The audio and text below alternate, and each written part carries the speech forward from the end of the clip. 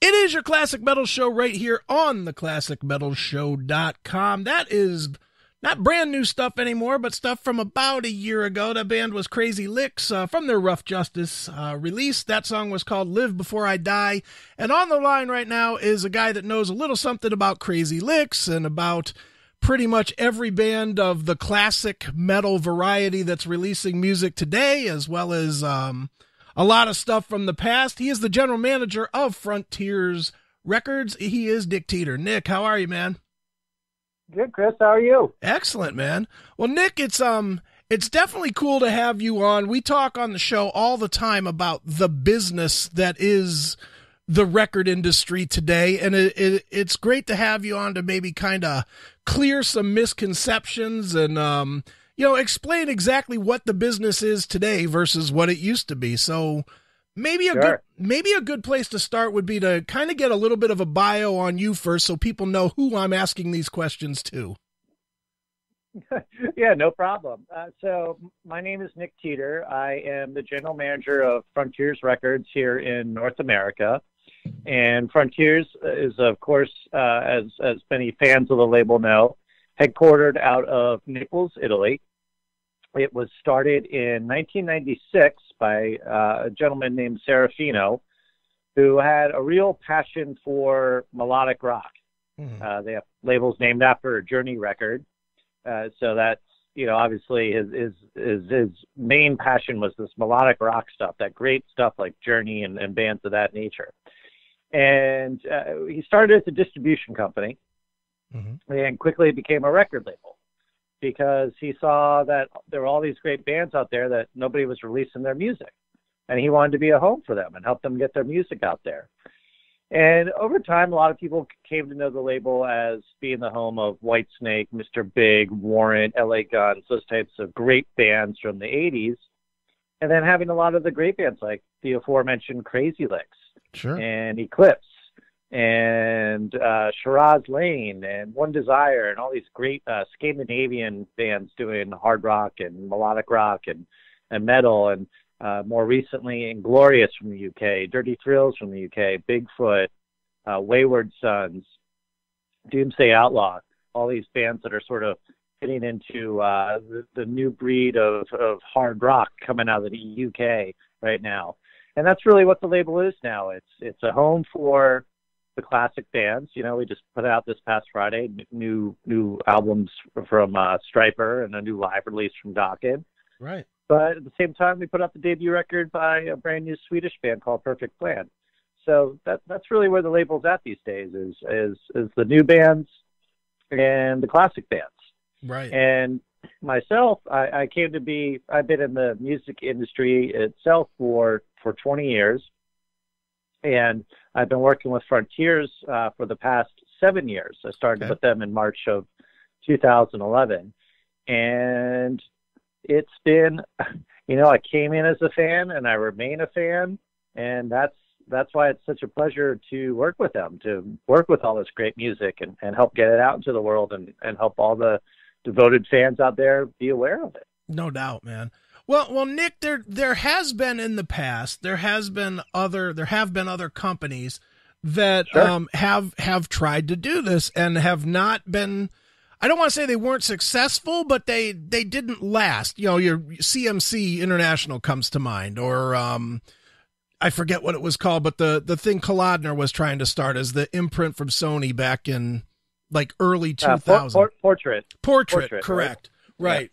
Yeah. And obviously those two that I just named, and I'm just naming off the top of my head, I'm not picking on them necessarily, but they were not able to sustain the way Frontiers has been able to. What do you think is the difference with Frontiers that has allowed you guys to, flourish and stay in existence instead of, almost becoming a boutique label that comes and goes?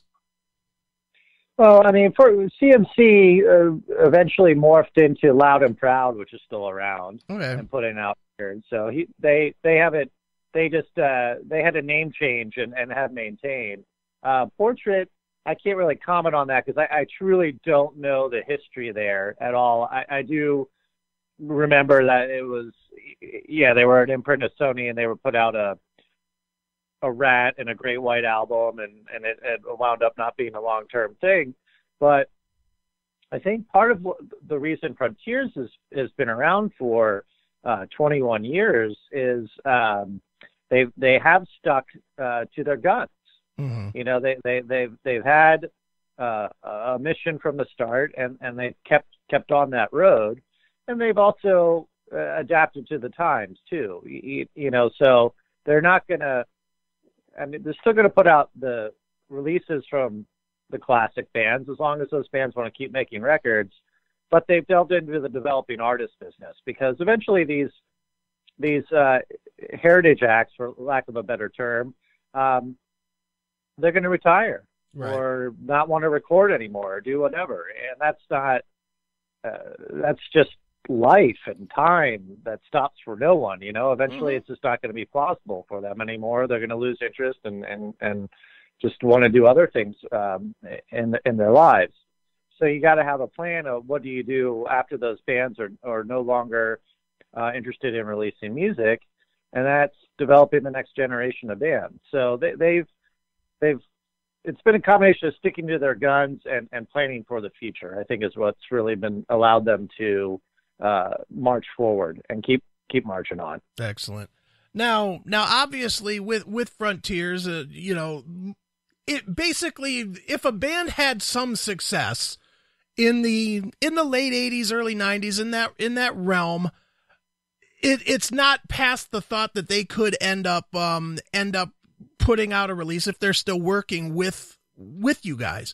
What is it that you listen for or look for right now as a label to sign a band? And specifically, let me go into a couple of specifics that I'm curious about.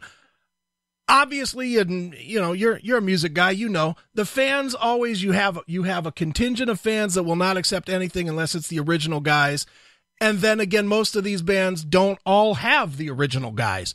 So I guess I'm going to guess that a piece of the equation is strength of music versus how close it sounds to their classic era stuff versus just having the original members. Is that even close or no? Well, it's everything depends. You know, it's on a case by case basis, really. Okay. I think that you look at a band like Whitesnake. Whitesnake is David Coverdale. Sure. So nobody's gonna say, "Oh, this is." I mean, it's funny every time we post something on social media about Whitesnake. There's always a handful of people that I haven't listened to anything since John Sykes left the band. Right. You know, there's always going to be those folks, and they're entitled to that opinion, of course.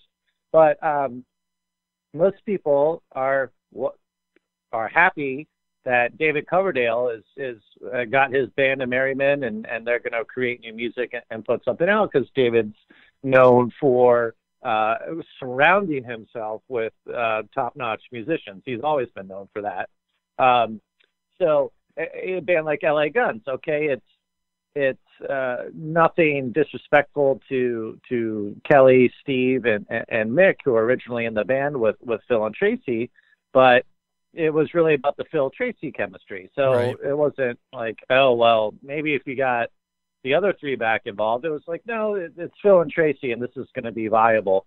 You know, certainly Quiet Riot is Frankie these days, from the original heyday of the 80s. So, and you still say, okay, but they're going to write good music and put together good tunes, and it can be enjoyable. So it really depends, and it's a case-by-case basis. So you just have to look at it and say, what is this band doing? Are they coming out of retirement, or have they been steadily active and out there touring? Now they want to do an album. You know, there's so many factors to consider. So there's really no, it has to fit neatly in these particular parameters, and then we'll consider it. It's you just whether people at the label are really into the band, right, and B, if the band still has a viable audience to speak to in Sure. this day and age. Sure. Now, how how important is that aspect, the audience itself? Because I'll point to two specific releases that have two very different audiences. You obviously just put out this new Dokken DVD. Dokken has a very, very specific audience. They anywhere they play, they still play to, anywhere from 1,000 to 2,500 people every single night, no matter, where they're going. So they have a built-in following, which comes from whatever it is, 20 million record sales or what have you. On the other side of it, you have a guy like Jizzy Pearl, who you're getting ready to release, does not have that big audience, although he has, history in that era and with those bands. How do you make the determination between, something that's a little bit more viable musically than something that has a bigger audience? Well, I think, obviously, Dokken is one of the biggest fans of that era, sure, without a doubt. No one can dispute that. So something like that, when you have an opportunity, especially to work with them in a capacity of the original. I mean, I know technically they're not the four original members, but, for all intents and purposes, that's the original Dokken band. Sure. Is Jeff, Mick, George, and Don. So that's just something we know the fan base of 80s hard rock is going to get excited about. So that type of thing is sort of a no-brainer. Now, Love, Hate, Blackout on the Red Room is an awesome record. Right. People who care about this music, like yourself and your listeners, and the other media that cover this style of music, people know exactly who Jizzy is, and they all remember how great Blackout in the Red Room by Love Hate was. Right. So there's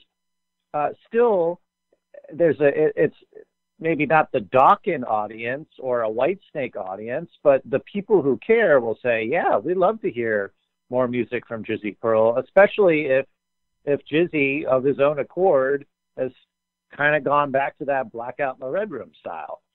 Sure. And gone that direction, So Love Hate was a very that band, that record, and Wasted in America. They had their audience. They weren't like they didn't take over the world and headline arenas like Motley Crue or something. Sure. But those were great records, and they had good audiences. And you say, why not? We all were Love Hate fans. Why wouldn't we put out this record and let the other fans hear it too? Sure. Now for when you do that though, do you risk, and maybe risk is the wrong word, but do you risk, hurting the label if it doesn't sell X number of units, or do you come in understanding that expectation, culling the expectation to the band? Well, I think, you obviously have conversations about what the realities of the business are in this day and age, and what you think the viability of the release is. You put out a record, you put forth your best effort to promote it to people, and ultimately it's out of the label's hands and it's out of the artist's hands. What happens after the promotion is done? Right. Because we can't tell people, you're asking them to do two things. You're asking them to take their time, their valuable time, to listen to something. And then after they've done that, you're asking them, if you liked it, perhaps spend some money buying a vinyl or a download or a CD or whatever. And you can't tell people how to spend their money, and you can't control that at all. All you can say is make your best efforts in concert with the artist to say, here it is. Mm-hmm. Give it a chance, check it out, and then you hope for the best after that. Everything's a gamble at the end of the day. Right. You try to make educated guesses about what your best gambles will be, of course, but it's all a gamble at the end of the day. Right. So, if you're talking about if it hurts the label, no, because you're not going to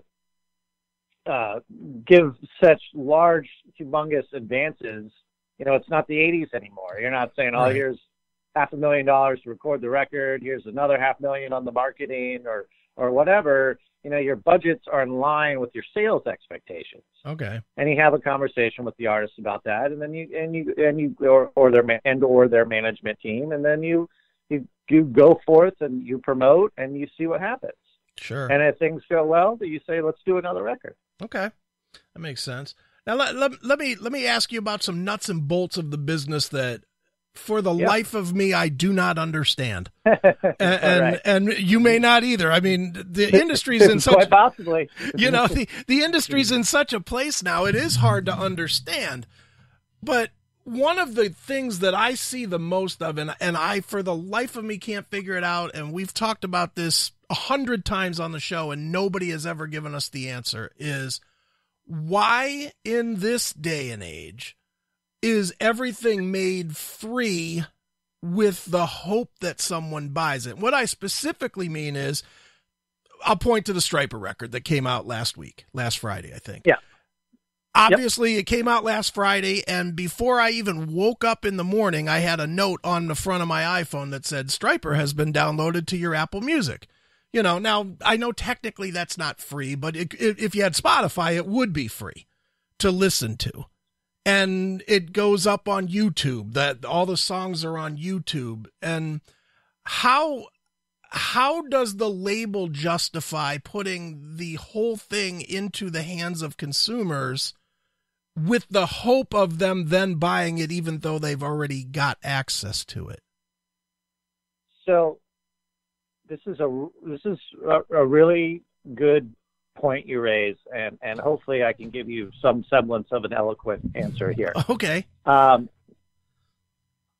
Here's the biggest problem any industry, company, whatever can face.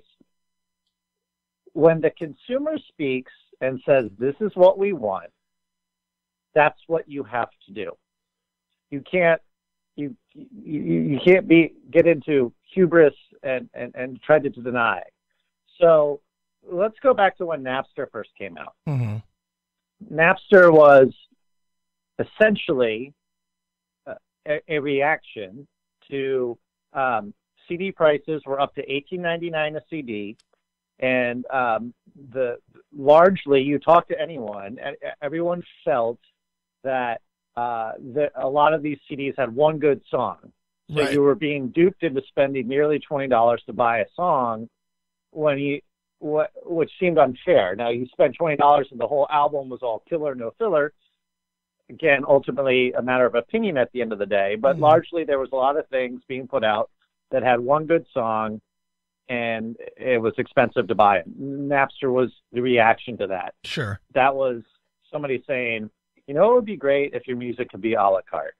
And the embrace of Napster should have been a huge sign to the whole industry that the consumer has now said what they want. Right. And so there were, hindsight always 20/20, of course. Mm-hmm. But there was lawsuits, and the industry took a little bit of a beating. And then Apple came along and started the iTunes store, and the consumer said, yes, this is definitely what we want, and the industry came around. And then from there, it's now evolved into Spotify and Apple Music and Deezer, et cetera, et cetera. Sure. So there's a lot of myths out there, like these constant stories about the 1 cent per stream, and Spotify is ripping off the artist and blah, blah. Spotify is not, or Apple Music or Deezer, none of these services are ripping off the artist. They pay the rights holders, and then the rights holders, which are usually the labels, then their responsibility to pay the artist from whatever monies they receive. So if you're a guy like Justin Bieber or Drake, and I apologize for mentioning those names on your classic metal show, your streams are so high that you're contributing a lot of traffic and attention to the services. Therefore, their financial slice of the pie they're getting more money. They're getting big checks because they're getting a lot of streams. So if you're a rock band and 10 people have streamed your album on Spotify, yes, you're probably going to get a check for a penny or something like that. Sure. That doesn't mean Spotify is ripping you off. It just means you haven't generated enough income on the platform to get paid properly, or the way you would like to be paid. So I see a lot of this, and I'm going somewhere there with this, I promise. I see a lot of people saying, oh, well, I'll put more money if I buy a CD or if I buy a record. And, I can see the logic. They somehow think they're putting multiple dollars in an artist's pocket, but at the end of the day, there's so many less people buying CDs and vinyl that the money, unless you're handing it to the artist at a merch booth at a show, you're really not putting it directly in their pocket, because the label's getting paid, then their distributor's taking a cut, and then it's going back, being recouped against the marketing cost. And it can be very difficult for an artist to wind up, again, unless you're literally putting the cash in the palm of their hand, you're not necessarily somehow doing them a benefit. But if more rock fans were on Apple Music and Spotify, and I'm not saying there's not a lot of rock fans on those platforms. Sure. There is, but not nearly in the numbers that there is for the mainstream music. That if more people were on the services using those to listen to their music, then the streams would be higher. The algorithms that they look at would show that there's spikes in the rock music. They would start pushing it more because they're saying, oh, we have significantly more users listening to rock music. We need to cater to them. And then the money they get paid gets more because there's more streams happening. It would be a good thing for rock music. And I do really think it would be important for fans to transition over there. And now, on the other hand, as someone who loves streaming, but I also still use physical media, I get how people say, well, I want to listen to CDs. I want my vinyl. Totally get it. Totally relate to that and sympathetic to it.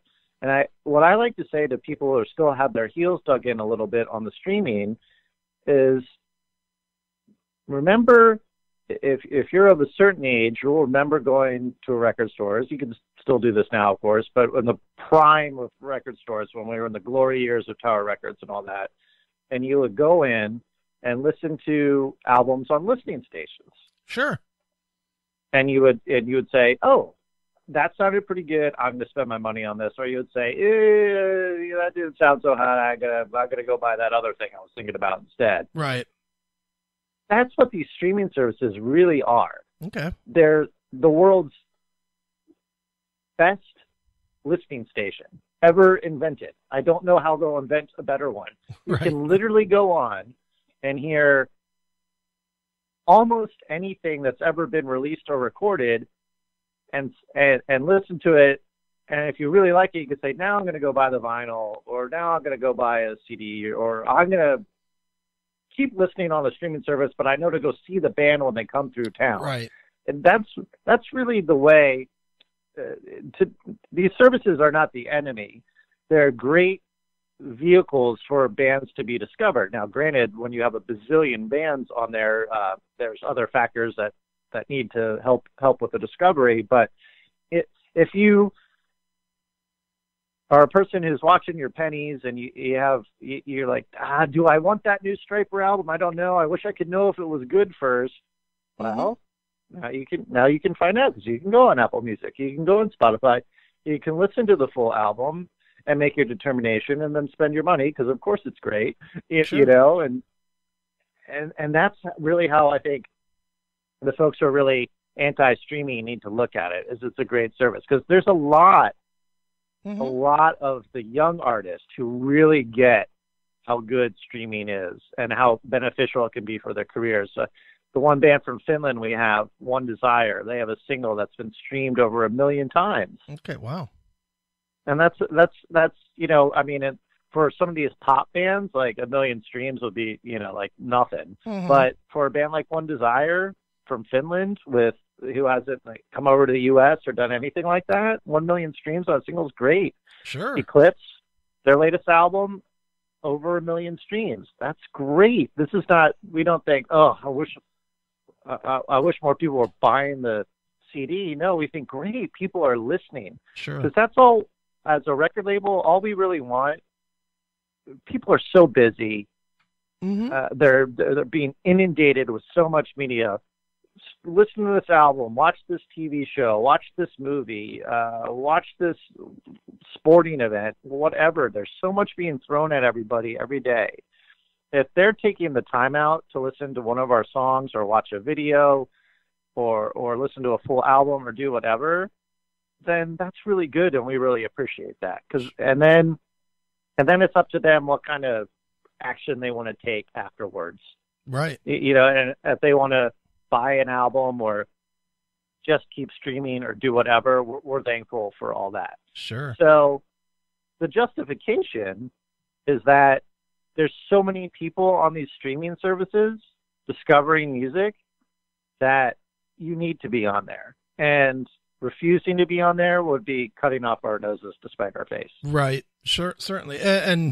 But I personally, it's funny because my partner Neely that I do the show with, he is 1,000%. He uses Spotify, but he's still a physical product guy.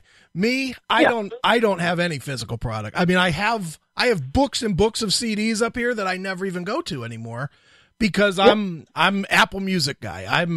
I've been subscribed for a couple of years now, and I love the fact that I can get in the car and I can have any idea that I want. I want to listen to Stryper. I want to listen to Megadeth. I want to listen to whatever, Cannibal Corpse. It doesn't matter. And bang, I can just say to my phone, hey, play this, and it does. It's like you were saying, it is the ultimate listening station, which is great.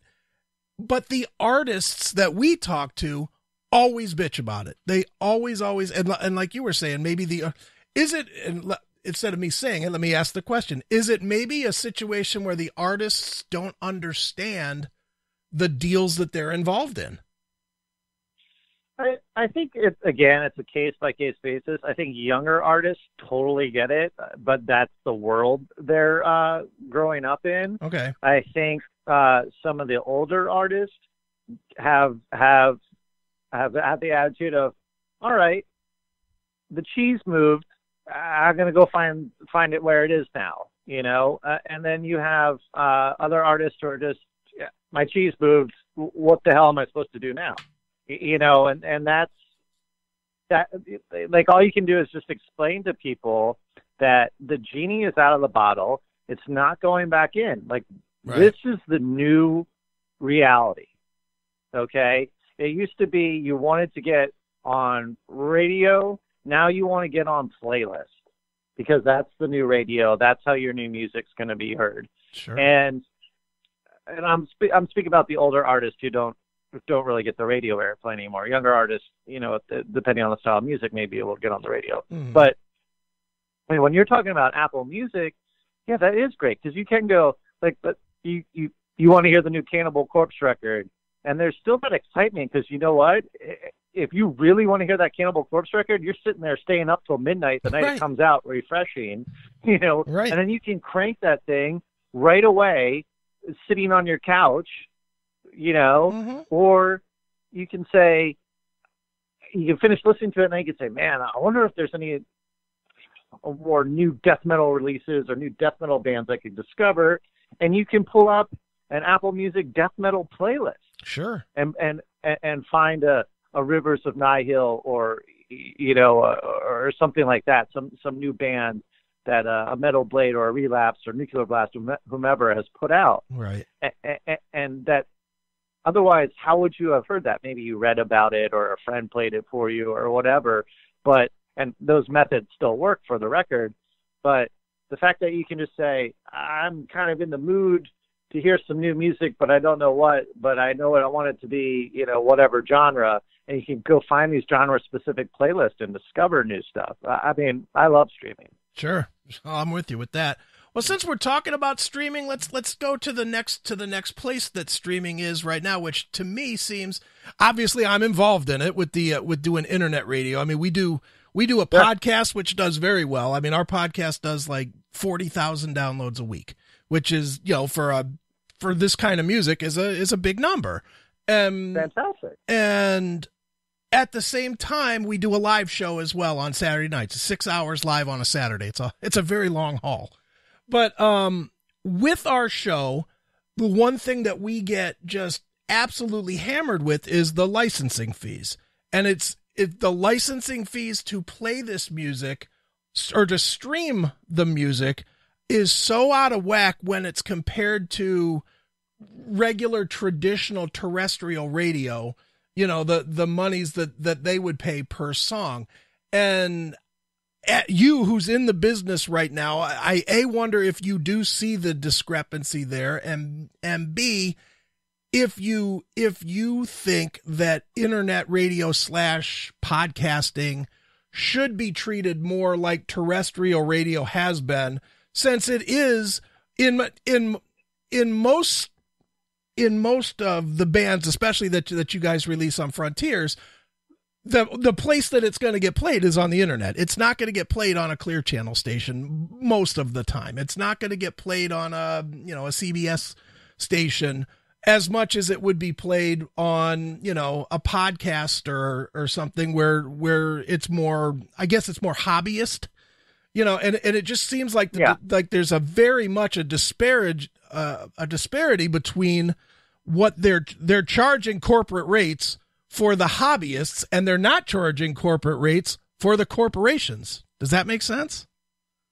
Well, to be honest with you, I have no idea what the fees are, so I can't speak eloquently to this because I don't know what A versus B is. Okay. I'm not well versed in that, but I mean that to me, I think is something where you have the songwriters and the societies that represent them, and it's like you see a lot of stuff going in front of Congress trying to address that some of these rules and laws are outdated, right? Because they were addressing how things were when it was terrestrial radio, and that's it. Now, obviously, things need to be adjusted to reflect what the new reality is. Right. The advent of internet radio and podcasts, which we think both are great promotional vehicles for our artists, because as you mentioned,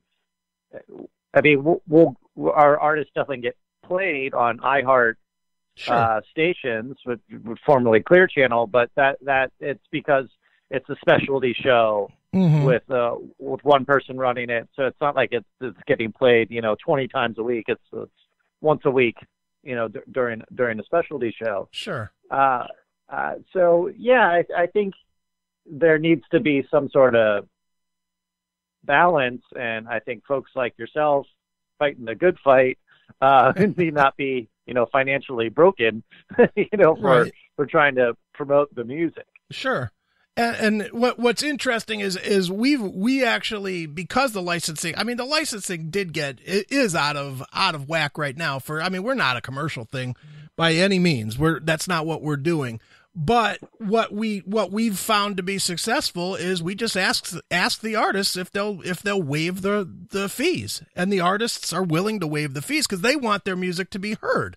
So it's a unique, weird balance right now, and I guess maybe the whole industry is different now because there is such access to the artists like probably never before.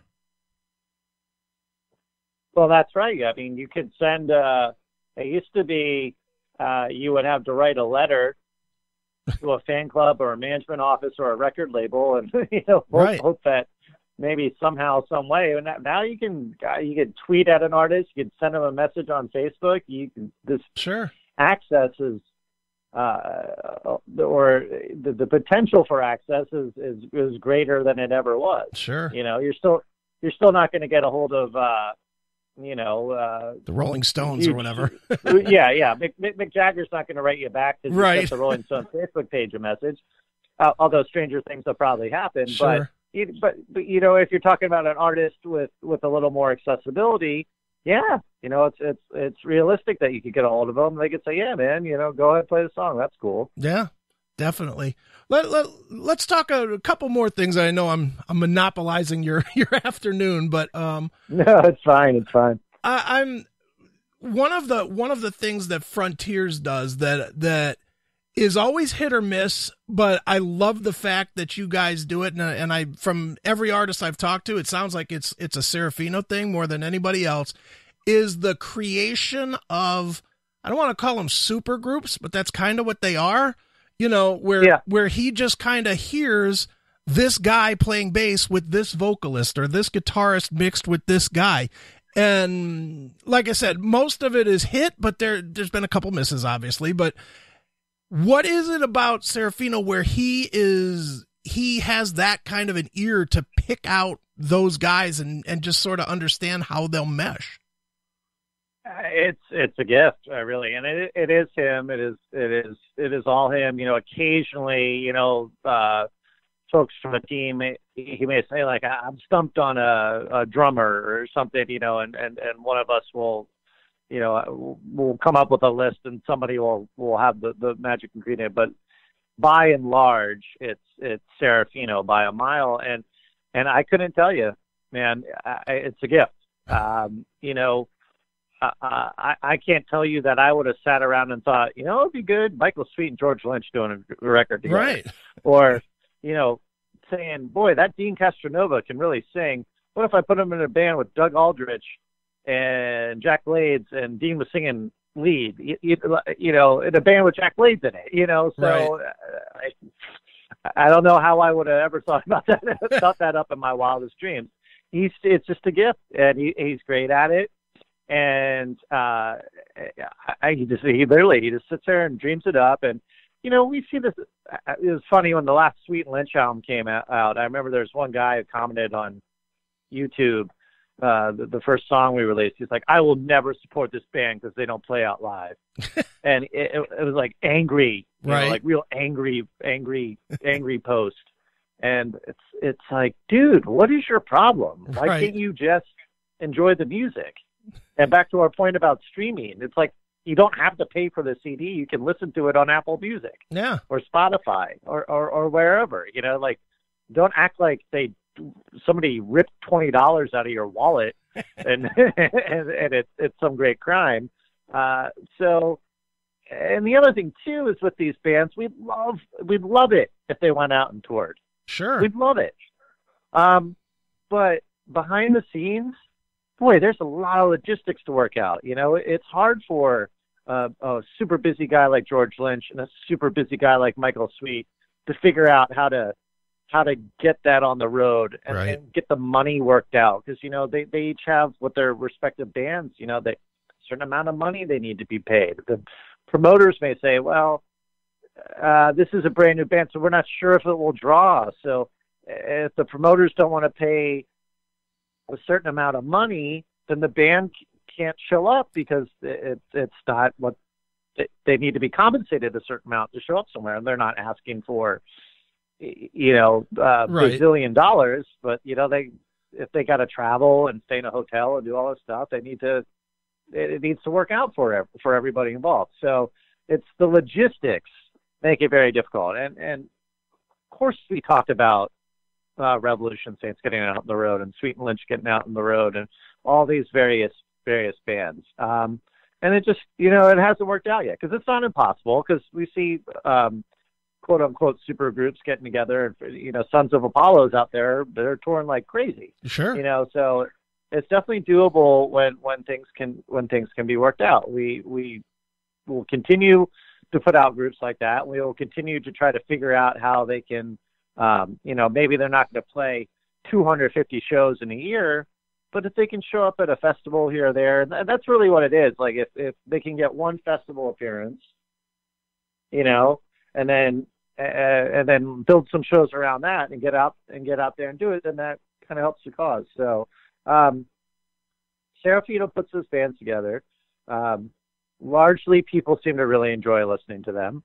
And that's the thing. It's like, yeah, we get it. We'd love to see them tour too, but the fact that the music exists is fun too. Sure. So, you know, we ask that people not get so hung up on the fact that it's not, you know, they're suddenly not like packed in a van and jamming across the country nonstop. You know, they've got their day jobs to attend to, you know, Sure. their main bands. But, yeah, you know, it's a lot of fun. It's some really brilliant music made.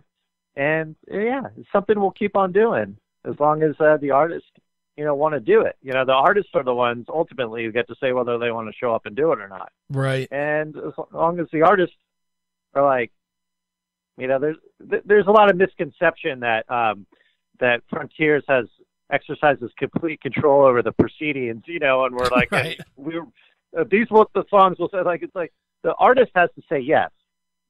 Right. You know, nobody's doing it with a gun to their head or anything like that. They're like, yeah, I want to do an album that sounds like that. That sounds great. Sure. You know, so everybody's willing participant and having fun, and that's the main point. No doubt. Now, you mentioned Sons of Apollo a couple of minutes ago, and I just have to ask, and this guy's a personal friend of mine, but he's a straight up machine as far as I can tell. Do you know anybody that's a harder worker than Jeff Scott Soto? I mean, you know, Michael Sweet from Stryper. Okay. Give him a run for his money. But right. yeah, I mean, Jeff is like, Jeff is a whirlwind, man. That guy is the definition of a hard worker. Really nice human being too. Sure. Mm-hmm. Just as you know, you're friendly with him. Just a great guy, and he can sing his ass off. And it's like he spends his whole year jumping from one thing to the next, keeping busy. Like he's Sons of Apollo, Trans-Siberian Orchestra, solo records. He's doing. I saw Soto's playing the Monsters of Rock cruise in February next year. I mean, that guy is like the freaking Energizer Bunny. And for the record, mm-hmm. he's very quick to respond on emails, very communicative with the label. Sure. And he's always up early too. It's not like, oh, I'll get back to you tomorrow afternoon. Jeff's up bright and early in the morning. I don't know how he does it, man. That guy is like got coffee flowing through his veins or something. No doubt. It's funny because I interviewed him, I think 3 times in 2 months, and all of them were for the different projects he had. Once for Sons, once for the solo record, and once for the Wet release. It was like, wow, dude, do you ever stop? No, it's and it's all quality too. Yeah, that's it. He's definitely a good one. Well, I'll tell you what, Nick, we could do this for all day long. I'd love to have you back on again to talk more about this stuff. Why don't we wrap this up with maybe you pick a song from the Frontiers catalog, whether it's new or old, and tell us a quick story about it or the band, and we'll wrap up that way. Well, since we're just talking about Jeff, why don't we play Watch the Fire by Wet from their just-released album Earth Rage? And I love this band. I mean, you got Jeff Scott Soto, who's so talented, and Robert from Work of Art, and then Eric Martinson. Okay, let's talk about another hardworking guy. Eric Martinson from Eclipse. He's also in Ammunition. He's also in Nordic Union with Ronnie from Pretty Maids. By the way, get well soon, Ronnie from Pretty Maids. Get well soon, Jolyn Turner as well. Right. But yeah, Eric's another one who's just like the freaking Energizer Bunny. So I love it that we've got 2 Energizer Bunnies in the same band there. You know, right. I mean, Eric's if there was justice in the world, Eric would be one of the most famous songwriters of all time, because this guy, you hear these Eclipse records, which are just stunningly brilliant. And the scary part is that I don't think they've even come close to doing their best work yet. Wow. And I did get to see, speaking of these bands playing live, I saw Wet at the Frontiers Festival in Milan a couple of years ago. And it was, for a band who was not out doing a ton of shows, it was a well-oiled machine. It was just a precise, perfect right performance. And seeing Eric up there playing the guitar and Jeff doing his thing, and Robert, and it was just unbelievable. So who knows, Soto is going to be on that Monsters of Rock cruise. Eclipse is going to be on the Monsters of Rock cruise. I don't know. If you're going, I'd watch Eclipse's set. So something tells me you might get a Wet song in there with Jeff coming out with them. Nice. Could be a surprise. I would not be shocked if that happened. But yeah, this is just a great album.